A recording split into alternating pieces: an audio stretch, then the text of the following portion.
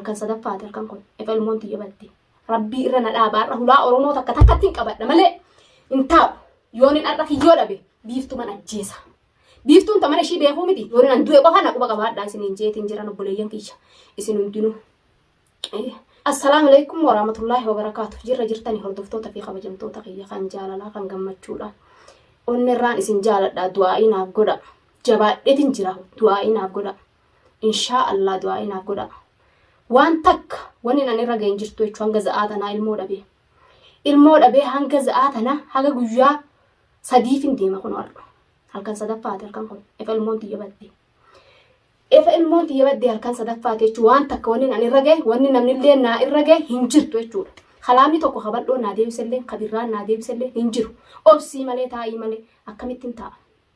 Akkan itti taa'utti hin jirre. Bakkan itti taa'utti hin jirre dhugaadha isaanillee waan takkan argin akkamitti wardatti dubbannaa jedhanii xifirraa na dhiisan. Haga waan geenyarra geenyuu jedhanii garuu an jabaadhuun qaba. Jabaatuun qaba. Jabaatuun qaba Oromoo tiyya du'aa'i naa godha jabaadhe. Jabaadhe. Alhamdulillahi rabbil aalamiin. Tawakkaltu ala Allah. Rabbi malee rabbiin jiru. In taa'uun hin deeman malee. Alhamdulillah hanga rabbiin kun narra. Halkan kana guutuu du'aa uumaan godhataa bula. Salaata rabbii salaateetirra fuula rabbii kiyyaati wal dura dhaabbadhee rabbii kiyyatti boo'u jira hanga galgala. Rabbii kiyyatti boo'u jira. Hulaa tiyya cufadhee naafii sijaajaa tiyyaa fi rabbi malee hawanni takkaan agarreetti. Du'aa'ii godhadhee rabbii kiyyatti boo'u jira. Yaa rabbii kiyya ilmoo tiyyarra na dhaabi jee. Yaa rabbii kiyya ilmoo itti onneeti yaa qaaliqa kiyyarra na dhaabi. Ilmoo tiyya jeetiin rabbi kadhatu jira. Ummata kiyya. Rabbii kiyyatti boo'u ilmi namaa ilma namaati itti boo'uchullee waa takka fuula ilma namaa dhaabbaturra fuula qaaliqaa dhaabbatu wayya jeetiin fuula qaaliqaa dhaabbadhee nagarsiisa rabbiin kiyya. Ilmoo tiyya irruman dhaabbadhaa jeetiin sammuu tiyyatti ifime jechuudha rabbiin kiyya.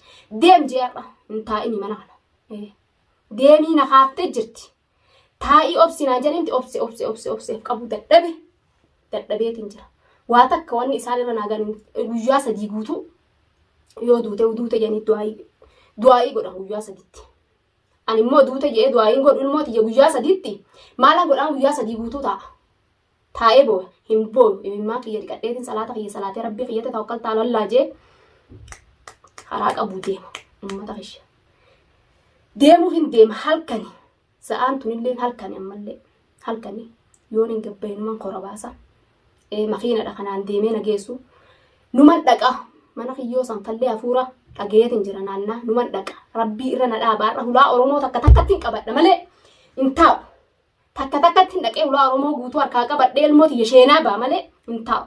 Hin taa'u ilmoo tiyya nyaatanii uummanni buduaan kun miyyoon budittiin tun ani micaasanillee waan jiru miyyuma tana malee ta'a. Ilmoo tiyya dhabamsiifte jaarsa kiyyallee dhabamsiifte akka ayarraan baan innillee of beekee beekumsaan na cafaqutti hin jiru waan irra laaluun qabu rabbiin na araaramu hangan abaare sana hangan abaaree akkasitti rabbiin jiruu tante anumaaf of abaare anumaa of nyaate ilmoo tanaawu anumaa of nyaate dhagaan waan wal jidduu nyaata jedhanii uummata kiyya dhagaan waan of jidduu nyaata jedhanii anumaattu ilmoo tiyya tanallee liqimse rabbiin kiyya karaa naa deebu du'aa'i naa godha rabbiin kiyya karaa naa deebu. Rabbiittu maraattuu abbaa akka hin qabnerra ilmaan kanallee irratti kan jeetiin abaarsan isallee ifillee abaare yaa uummata kiyya. Edaa abaarsi taanuma kunu garuu rabbiin kiyya karaa naa deebu rabbiin kiyyatti hin bu'a. Rabbii kiyya dhiifama naa haa ta'u. Rabbiin kiyya dhiifama naa haa godhu ilma namallee dhiifama namaan godhu rabbiin garuu waan balleessite guutuu dhiifama siif godha rabbiin ilma namaatii miti jechuudha.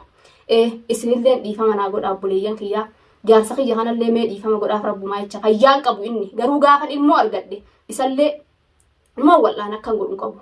Akkan godhuun qabu naman qabu. Namallee akka namni tokko jalan sossoone godheetiin irraa mure. Namallee irraa mure abaarsan isallee akkana godhe ifillee akkana godhe nyaadhe ifillee ilmaan wal jidduutti horre tabiyyaa san achii boochi tun asii booya mee akkan ta'uu dhabeetiin jira garaa waa dhale saree akkan ta'uu dhabeetiin jira hogga abbaa shaararra deemee huba guuru agartees tabiyyaa sunis achii boochi nama guddaadha har'aan tan ijoon ilmoo amata 10 takkaa ogeesse ibbeetti du'aa'i naaf godha inshaa Allah. Har'a ilmoo tiyya fudhachuun qaba deemee ilmoo tiyya baafachuun qaba deemee tolli dhabamus qophaa'eetu mananis qophaa'ee qopheessee du'a taatus du'aafis of qopheessee jechuudha. Ilmootiyya irratti wareegamee ilmootiyya fudhadha. Ilmootiyya ifan galfadhe boodas akkanatti naftuuf biiftuufis. Isa sidheetuma hidhadheetuma waan keessa jiru tana keessaa baasee akka inni of beeku godha. If beeksisa nallee jaarsa ta'uu didu ilmoodha abbata jechuudha. Abbataaf ilmaani. Yoo naa jaarsa ta'uu dide ilmaan kiyya abbata. Ilmaan kiyyallee boochisu ofii boo'e. Inshaallah isallee numa wallaana shaararratti bahee miti maraatee barumaa takka. Anumaa if nyaate anumaattu abbaan if dha'eef hin dandamu jettee Oromoon duraanuu. Anumaa kana hunda of godhe rabbiin garuu waan rabbiin keessa hin jirre. Wanni takka wanni ta'an jirtu rabbumaa kana hunda naaqooti. Rabbumaattu dila kana hunda nafattanuudhaaf jechuudha. Rabbiin diliitii jallee narraa haa araaramu. Tanumaanuu narraa haa fixu. Narraa haa guutu. Geenaan haa jiru rabbiin kiyyas. Asumarratti geenaan haa jiru. Ilmootiyya rabbi na bira haa dhaabbatu obboleeyyan kiyya. Inshaallah rabbiin na bira dhaabbataa du'aa'ii naaf godha. Waa takka akkuma isiniin jee bal'oonis waa takka wanni inni naaf furmaata naaf fideen jiru. Birrallee kun furmaanni inni naaf fideen jiru. Barbaada immoo ittuma jiran. Biinillee barbaada ittuma jira. Shaararra deemee akka maraatutti. Haa humaa takka namni hafuura tokko naaf fideen jiru. Akkamitti hafuura naaf fidan hogganam gaafadhe yaa wardaan obsi. Yaa wardaan obsi manguddoon isaan jala yaaneetuma ilmoota na fala gooneetuma sii baafna naan jedhan. Ani immoo garaan waa dhale nan taa'u. Garaa dhale ilmoota na itti dhodhoo'ee dhale nan taa'u. Akkan ofii immoo ilmoota na if nyaadhes if keessatti narka if nin beeka ilmooti yaanumaattu. Sheenan narraan baatu yoo dhabamte dhaqeetuma du'aa taatus du'aa isaa argadhee jiraa taatus jiraa isaa fudhatuudha malee hin taa'u. Yoonin ilmooti jedhabee nijoon sunillee odoo na jalaan baafane yoonin kiyyoo sanillee dhabe an biiftullee taatu dhiisuudhaan taa'u warra. Yoonin isa dhabees asuma deebi'eetuma biiftuma san akka ishiin hin jiraanne ishii godha. Akka ishiin hin jiraanne ishii godha. Addunyaa kanarraa afaan maaliin ishii godhee miti duraani. Wallaa ganan ishii godhuu ta'a. Ganan waan ishiin nagoote kana caalaa ishii godhuudhaa ta'a. Ishiin akka nagoochiftee miti kana daranii dhiiga ishii boochisuudhaa ta'a addunyaa kanarratti. Efa na jalaa hafuu diddee ammallee ilmootiyyaan naa dhuftee kana nagoote dhiigan ishii boochisa. Ilmoo qofaa miti ishiin kasaaraa guutuu na kasaarte jechuudha ishiin. Akkanan maraadhee anillee kutee ilmaan kiyya hiyyoomanii shaararratti ilmaan kiyya namni fuudhee waa hammaalchisu na goote ishiin. Akka ilmaan kiyya deemanii sadaqaa kadhatan biyya namaa keessatti na goote biiftu. Akka ilmaan kiyya gabbanii harka nama dura qabatan na goote jechuudha. Rabbiin ni danda'a jazaas yaa kafalu rabbiin. Rabbumaan na bira iraa biiftu ansi ajjeesuun oolu. Yoonin har'a kiyyoo dhabe biiftu man ajjeesa. Biiftuun tamana ishii beekuu miti. Ittuma ol seenetti nishuma. Addaan ciruu taa'arra. Du'aa'ii naa godha yaa ummata kiyya. Rabbii irra na'aansa. Haqa ilmootiyyaattu haqa garaa waa dhaleettu irra na'aansa. Yoo ishiin naan taphattu na'anumaan taphattuudha. Ishiittu naan taphatu jira. Ishiittu ilmootiyya gurgurate micaasanitti. Malee micaan sunilleen ifiin ilmootiyyan fuune. Ifiin kamarii wal keessaa hin qabne mana ishiiti ilmootiyya fuudheen deemu. Wal bira deemanii abbaa akka maraachitee dabarsite argee jira. Abbaan akka ishii malee maraatee akkuma baalxoo ishii qabateetuma ishii jala fiigu gootee jirti. Amma naa gale amman af arge anillee amman of arge. Garuu hin dhiisu isallee. Ishii jecha ammaa aara ishiitiin ilmootiyyallee irratti darbee jechuudha. Abbaa haa gubatuun jedha abbaa qaata if wallaale. Abbaa qaata of wallaale. Ilmootiyya kasaare jechuudha.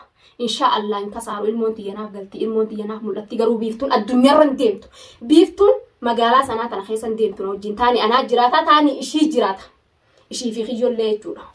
Walta'ii akkatti waltan kana akkatti isaan lameen walitti hidhee ibidda ramaxa danfa jechuudha. Isaanirra rapuun ooluwan. Inshaallah. Akka har'a na boochisan dhiiga ilmootiyya hichaa bishaan lagaatana. Ilmootiyya makluuqa waa takka hin beekne. Har'a akkatti na guban kana. Odoon ofii fuudhame akkatti hin gubadhuwan. Obsan qabaa obseetuman ciniinnadhee rabbii kiyyaan na mudee jaa. Garuu ilmoon hidda onneetii obsuun dadhabee abboleeyyan kiyya.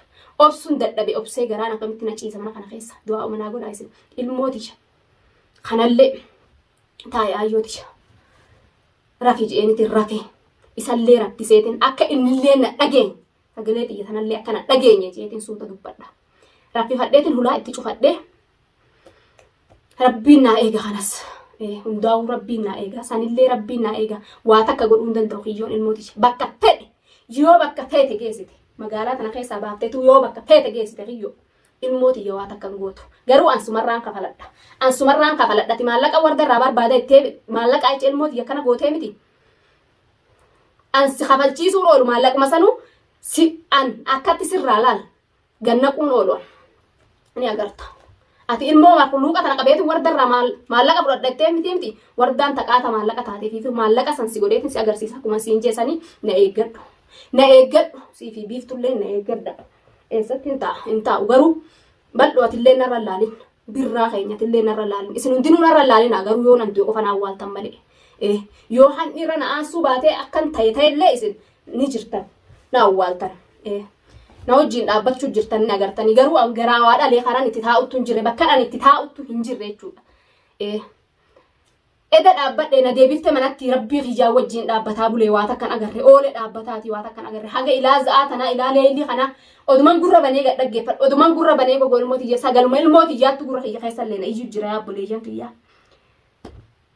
Yoon ciise ilmootiyyaa gurra keessaa na iyya bakkan itti ciisuun qabu bakkan itti taa'uun qabu garuu isin du'aayii naa godha inshaa Allah akkanan anumtinuu ganaa asirraa isinitti nishu ganaa asirraa isinitti nishu yoon hin har'a ilmootiyyan baafatin yoon hin har'a taanii dhiiga biiftuu laga yaasee taanii dhiiga kiyyoo laga yaasee har'aan tan ilmootiyyan fudhatinan anumtinuu hintala halaalin dhalattee miti jechuudha inshaa Allah yoo rabbii kiyyaa wajjin har'aan tana taanii nama ajjeesu taanii du'uun beeka narra laalina abboleeyyan kiyya garaa waa dhaleettu kana na godhe narra laalina yoon nan du'e qofa na quba qabaadhaa isiniin jeetiin jiran obboleeyyan kiyya isin hundinuu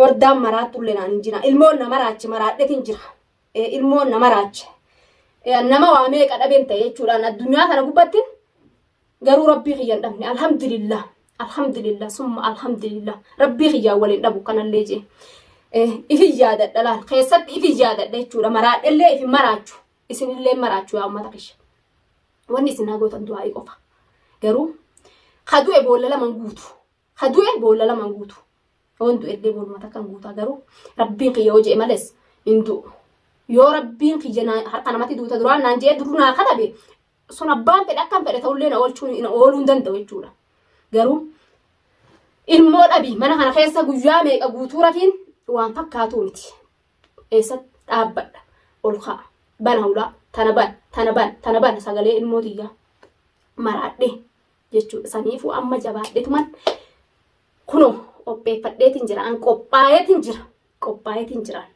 an mudhiitii jabeeffadheetuman har'a dhaquu taa'e deema kiyyumatti hin dhaquu deema har'a dhaqeetuman ulaa isaanii har'a cabsuus akka godheetuman ol seenu taa'etti itti ol seenee ilmootiyya yoon hin dhabe isuma harkatti hin cicha taani isumaan ajjeesa taani anumaa isa ajjeesa qabeetiin isaa fi biiftuu mataa isaanii lamaan walitti isaanii dhuudhaa ta'an anumti isin gartan tun wardumti isin gartan tun wardaan cal'iftuudha naman tuqxu garuu an achiin tuqamnaan achii namni na eegallaan hin hafu anillee nama jala naman tuquu namni na tuqxan hin hafu nan du'a du'uu naa wayya guyyaa rooroon akkanatti narratti heddumaattee wardaan naman qabdu waa takkan qabdu janii kanatti achii narratti wal geesse tana narratti wal geesse laal ilmaan kiyya akka ilmaan kiyya saree nyaattu goote biiftuun taphanan goone yaa biiftuu waan ati na goote moo suman godhuu ta'a inshaa Allah suman godhuu ta'a maalan si waraanee miti waraansi kiyya maal si godhee miti addunyaarraan si galchuu ta'a ati siiriidhaan alatti nu maraachitee nu hunda alatti guuruu teessaan fi siirii tan ta'e inshaa Allah rabbiin sitti deebisa rabbiin naannessee sitti deebisa garuu hidheetin jechuudha akka ati haa itti goosifte san nama isa itti goosifte san fiddee irraa hiisiftu si godhuu ta'aatillee garuu ilmootiyya haa fudhadhu ilmootiyya akkatti fudhatu ta'arra guyyaa irraa kan ilmootiyya fudhachuu baadhee manatti galee manan taa'u jechuudha manatti galee manan taa'u tolaan taatus humnaan taatus giddiin taatus wama feetaniinu na argaddaa isin hundinuu wama feetaniinu garuu taranteeti ilmootiyya fudhadhee ilmootiyya galfadhe booda sittin dhufa biiftu sittin dhufa yoo irraa hiisiste fi odoon an sittin dhufne waa meeqa waan ati iddatti na gudda kana ramaxa fuudheetiin jechuun ramaxa kana sirra rarraphee sirra raphee si gubee jechuudha. Waan ati garaa keessatti nama obaaftee namaan gubdee abbaa ilmaanillee maraachitee narraa shaaraa irratti baaftee nallee ajjeesisiiftee nallee akka hin jiraanne akka hin duune na goosisiiftu kana ani si guggubeetiin jechuudha. Akkatti si guggubee ibidda sirratti naqee akka ati jiruu namarraa baatee mana teessoo si godhu ta'an asiida fideetiin sirratti naqan. Mataa gasitti naqeetiin wallaahi addunyaa tana jiruu laal kan duune akka hin jiraanne akka hin taane si godhu ta'anis hanga ati na gubde kana waan rabbiin hin feene hanga ati na gubde kana sin gubaan addunyaa gubbattiin akkas si gubuu ta'a. Akhiratti ganaa rabbiin si gubuu taa'u malee ati akhiratti ganaa inuu barta. Akhiraa dhiiftetti duraanuu akhiraa bar ifirraa dhiiftetti addunyaa gubbaa kana dalagu jirtaa miti ree. Ansirraan dalaguu ta'a addunyaa gubbatti. Humaan an guban jetteetiin teete akhiraa haa gubadhu addunyaa irratti na humaa takka wanni na gubaan jirtuu jetteetiin miti warda addunyaa irra si gubee fakkeenya si godhuu deema. Akkamirraa laalta akkatti si gubeetin fakkeenya fakkii nama waan siirii dalaguu si godhuudhaa deema. Namni siirii dalagu hunoo kana ta'a argaas jee si godhuu deema akkam. Dati yoo irraa hiite yoo kana hunda akka wardaan nan goone akka nan garaan na gubate kana akka si gubee fuula kan keessin balleessine odoo qaamni keenya gaasi qabu odoo qaamni ibidda kan mazaabaa sanitti rabbi si haa gubu malee odoo addunyaa gubbatti sin gubne dafiititi ilmooti iyya sinaa baasisiiti ilmooti iyya hootolaan diddanis giddiin unumaan baafadhaaniiti. Garuu abbaa bilaal irraa hiiktu yoo hiitte hiike siirii sanirraa yoo irraa hiikin akkan itti si hiisisu anaatu beeka akkan itti irraa si hiisisu suman irraa hiisisu ta'a akkam odoo ofii irraa hiinetti odoo ofii deemee sheekatti barbaadee galchee isa nguurra isa sheekatti barbaadee isa akka irraa hiinetti sumaasa namatti goosisisan irraa hiisisu ta'a wardaan maal naan jette ji'i hogga addunyaa gubbatti sakaraata agarte jettee namticha kan kee kasiirii sayyaamtee irraa hiiku teessa. Shayxaana kan keessa yaamteti irraa hiiku teessa. Akka inni ammas jala deemee akka beeratti baaltoos urgeeffatu kana akka udu'aanitti akka si ajjeeffatu godhuun ta'a akkam anillee akka inni ati udu'aanitti amma na udu'aanitti gootee miti yoo hiitte irraa hiiqe siin jeetiin jira si kadhadheen kunoo viidiyoo tana laalee har'aan tana sumaafin dhufe har'aan tana ka'ee kunoo bobba'eetiin jira caccabsee ulee isaati fuula kaakaatee harka laattellee waa takka nan gootu etteetii miteeti. Garuu akkan itti si godhu naatu beeka. Akkan itti si godhu anaatu beeka. Garuu dura ilmoo hidda onneedha nin fudhadha. Nin baafadha ilmooti ijaarra deemee. Ilmooti ija nin baafadha. Ilmooti ija akka har'a naa galtu ifa gala. Akkatti na duraa mul'atu jira fuulli isaa. Akkatti argutti hin jira. Nin galfadhaa miti nin galfadhaa. Rabbii kiyya ni galchitaa ka'inaan jee jira. Ka'eetiin jira. Garuu du'aa inaa godhaa Oromooti ija na bira dhaabbadha. Du'aa umaan na bira dhaabbadha. Ka'eetiin hulaatiyya. Qoqollofee garaa kiyya mudhiitiyya laal sabbata meeqanii hidhadhe. Mudhiitiyya jabeeffadheetiin jira. Wanni bakkin itti taa'uun jirtu jechuudha. Anis nin bobba'a miti nin bobba'a. Har'a yoon kiyyoo dhabee biiftuu gubee galuun qaba. Yoon kiyyoo dhabee biiftuu gubee galuun qaba har'a. Haga ishiin garaa na gubde kana haa gubattu gubee galuun qaba. Du'aayi naa godha obboleeyyan kiyya na bira dhaabbadha. Inshaallah wardaan immoo ishee argattee gammachuun jaarsatti deebiti jaadha du'aayi naa godha. Gaafan ilmooti galfadheen itti deebi'a ka jaarsa kiyyaallee. Ishuma akkas goote sanin ishumarra baalxoo ishii urgeeffachiifte kanan tanuman irraa hiisisuu ta'a waan ishiin itti goote kana. Shayxaana ishii kana ishumatti garagalchuudha ta'an anis. Waan rabbiin hin feene ishiin dalagu jirti miti rabbiin naannessee ishitti galcha. Anaa miti garuu an ishiin gubuun qabaa miti gubuun qaba har'a. Tanaafuu du'aayi naa godha kunoo ka'eetiin jira baalxoos kaadhee ka'eetiin deema. Nagatti Oromootiyya du'aayin na bira dhaabbadha. Du'aa umaan na bira dhaabbadha. Inshaallah du'aayin waa hedduudha nama gargaarti argeetiin jiraan du'aayin uummata Oromoodha. Waa hedduu balaa hedduu narraa oolchite balaa hedduu waan natti deemu narraa oolchite waa meeqa hangan argu kana hunda du'aayi Oromootu narraa deebisuu dida rabbii kiyyaa wajjin ilmaan Oromoodha. Na bira dhaabbatu jirtan argeetiin jira garuu rabbii kiyyaa jiraati gana har'a boota isinitti waan yoo har'a ilmoota na galfatuu baadhe wardaanuu